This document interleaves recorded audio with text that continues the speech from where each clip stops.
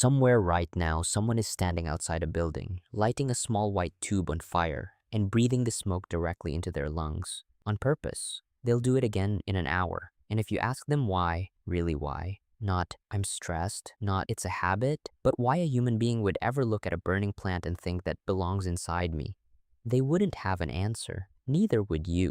We treat it as obvious. Of course people smoke, but step back far enough and it's one of the strangest things our species does.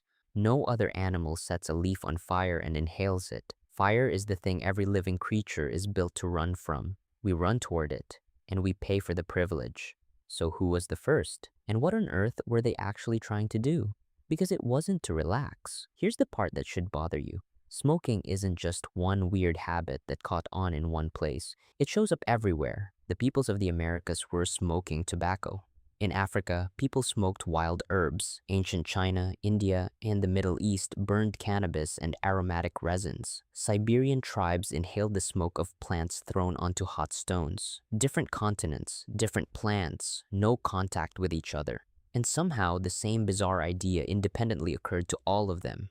Take this, burn it, breathe it. When something appears everywhere at once with no shared origin, that's a clue. It means humans weren't copying a trend. They were answering the same pull over and over across the whole planet. And the pull wasn't pleasure. Most of these plants taste terrible and make you cough up your soul the first time. So they weren't doing it because it felt good. They were doing it because it did something. Something they wanted badly enough to override every instinct telling them fire is dangerous. To understand what, we have to go back to the very first puff. And it starts not with a farmer, but with a corpse. In 2021, archaeologists working in the Great Salt Lake Desert in Utah uncovered the charred remains of wild tobacco seeds in an ancient hearth. Their dating put it at around 12,000 years ago, pushing humanity's relationship with tobacco back to the very edge of the last ice age, thousands of years earlier than anyone expected. People were burning this plant before they farmed, before they wrote, before they built a single city. The desire to smoke is older than civilization itself.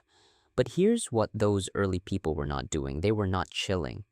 Across the ancient Americas, smoking was sacred work. Tobacco wasn't a treat. It was a tool for crossing over.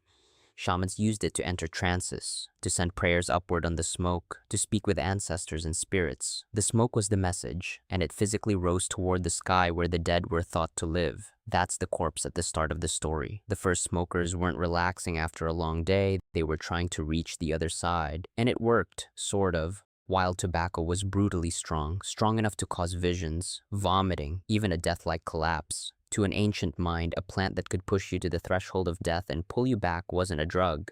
It was a doorway. Smoke became the universal symbol of the sacred precisely because inhaling it genuinely altered you.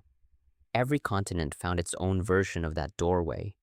So smoking began as a spiritual technology, humanity's way of dialing a number it believed reached the gods. Which raises an uncomfortable question. If it started as something holy, how did it end up as the thing killing 8 million people a year? That's where the story turns dark. For thousands of years, smoking stayed rare and deliberate. It was rationed by ritual.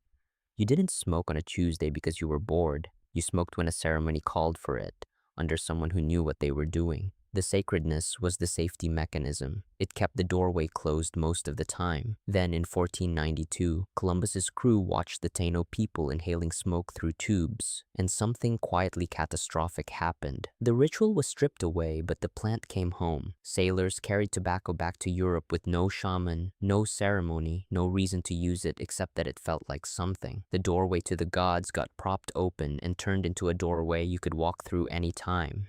Within a century, it had spread across the entire planet, not as a sacrament, but as a craving. And this is the dark engineering of it. Strip a sacred substance of its meaning and all that's left is the chemical. Nicotine is one of the fastest acting habit formers we know of. It hits your brain in about 10 seconds and rewires your reward system to ask for more. The very intensity that ancient people read as proof of the divine was, mechanically, just addiction. They felt a god. We now know the name of the molecule. So humanity took the most powerful spiritual tool it had ever found and accidentally turned it into the deadliest consumer product in history.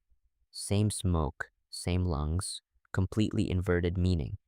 Which means the real question isn't when humans started smoking, it's what we lost in translation. And that loss is sitting in your hand or your pocket right now.